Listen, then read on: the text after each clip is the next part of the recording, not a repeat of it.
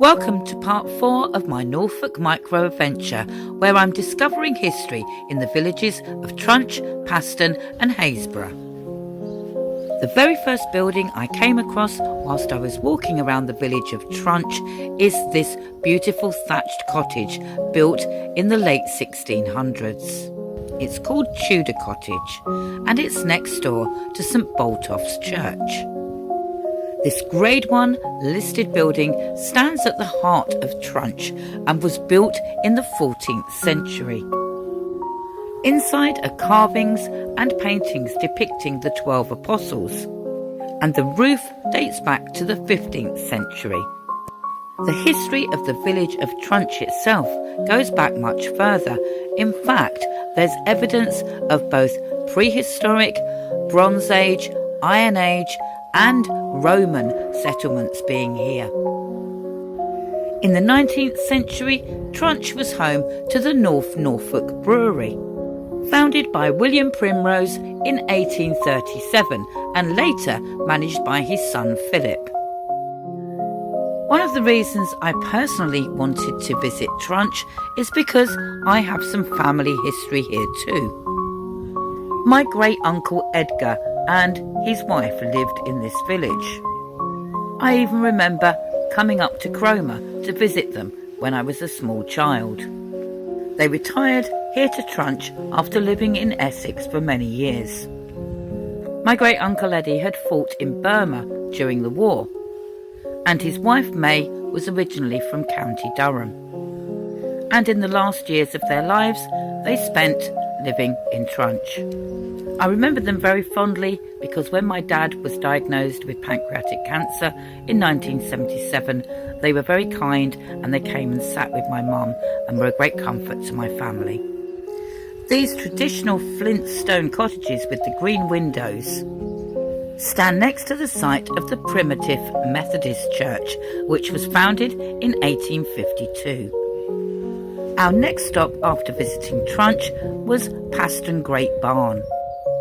This amazing 16th century thatched building was constructed by Sir William Paston III and was originally used as a grain store and a threshing barn, and it's one of the few remaining thatched medieval barns in Britain. It is also a special conservation area for a rare breed of bat that breeds here in the rafters, so nobody can go in and disturb them. And it's the only place in the UK where Barbastelle bats can be found. The next place we visited was St Margaret's medieval church, just next door.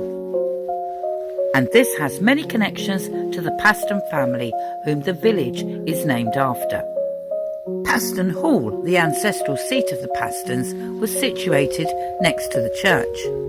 During Henry VIII's reign, the original mansion burnt down and was replaced by a pink one. By the 18th century, much of the hall had gone to ruin. But the manor house was later rebuilt by Baron Anson. The Paston family rose from humble beginnings and became one of Norfolk's most prominent families. In medieval times, after the Black Death, they acquired land. Clement Paston's son William then became a judge and pursued a legal career.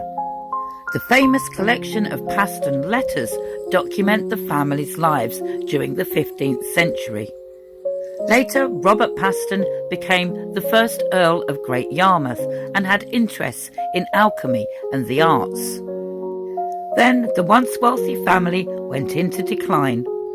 They lost all their money, and the family line ended with the death of the second Earl of Great Yarmouth in the 1730s. St Margaret's Church is a Grade 1 listed building built in the 14th century. In 1922, some significant medieval paintings were found inside the church.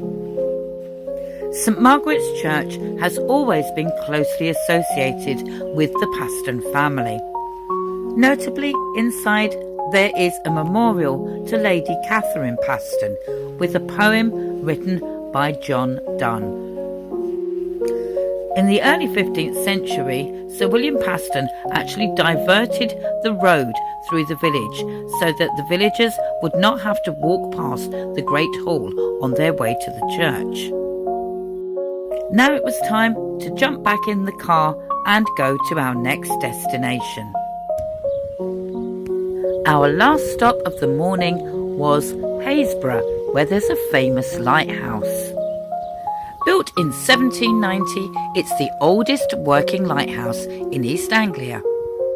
Originally one of a pair, it was constructed after a devastating storm that killed 600 people and sunk 700 ships.